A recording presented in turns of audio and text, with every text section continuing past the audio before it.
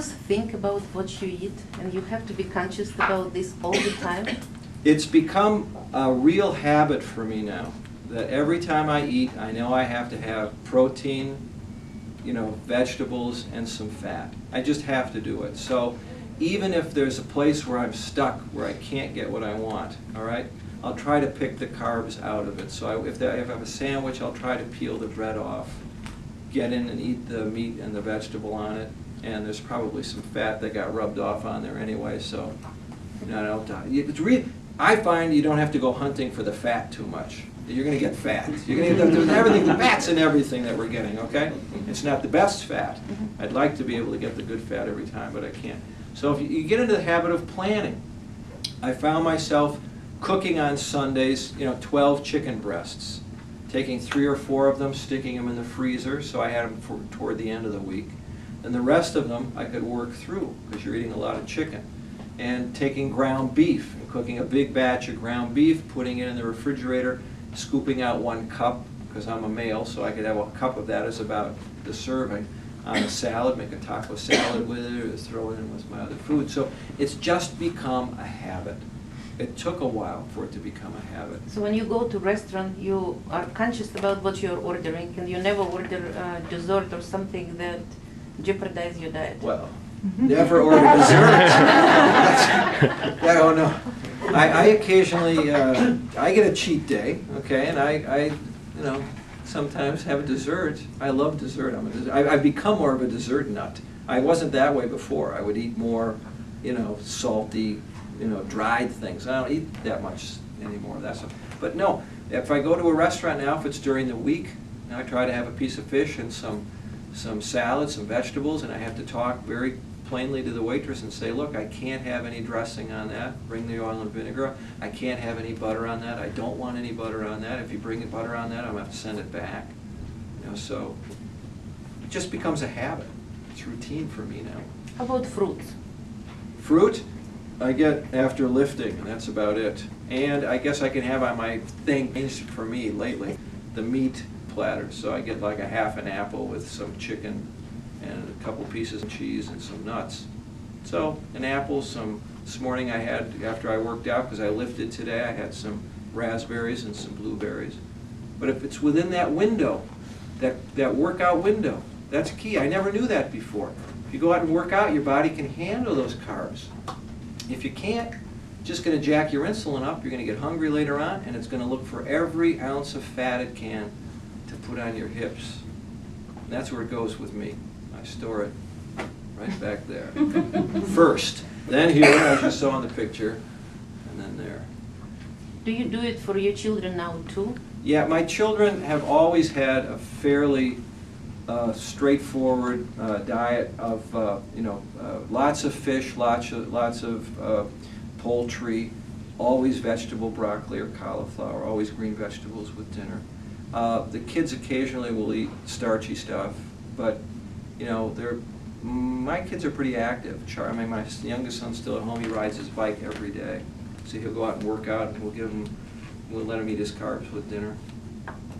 So if children in general don't have problem with weight, do they need to, is it good for them to go on this diet, or they just have to continue the way it is? You want my opinion, or BJ can give? Okay, see if I learned anything from BJ, okay? What we're trying to do here, okay, is feed muscle, all right? Feed muscle, not store fat. So if you look at a child, and a child's going through different phases of when they're growing, they need fat for their brains to develop. We know that. You're not going to cut all the fat out, so you're going to give them avocados, they're going to have olive oil and all that good stuff. But what do they need Cheerios for? All it's going to do is spike their blood sugar so that the fat that they are eating is going to go in the wrong places. It's not going to be used right. So I think, personally, it's a good thing for kids they're going to get enough junk food when they're out of your eyesight anyway. So why not have great food when they're at home, And I think the other thing is your body, and there's some research that's been done on this, the more fat you accumulate, fat begins to act like an organ. It becomes a part of the endocrine system. That's the most recent research. it starts running the show. It runs just like a liver or a pancreas or anything else. It starts mucking up all of the hormones in your body, so it starts telling the body what it should be eating. And what does it want? All the stuff that makes more fat. You know, so you have a choice. Feed the fat or feed the muscle. Did I answer that right, doctor? Sounds great. Anything else? Yep. How were the holidays? Christmas and Thanksgiving. The holidays, Thanksgiving was pretty good. Thanks for because coming, Mike. Yeah, thank you.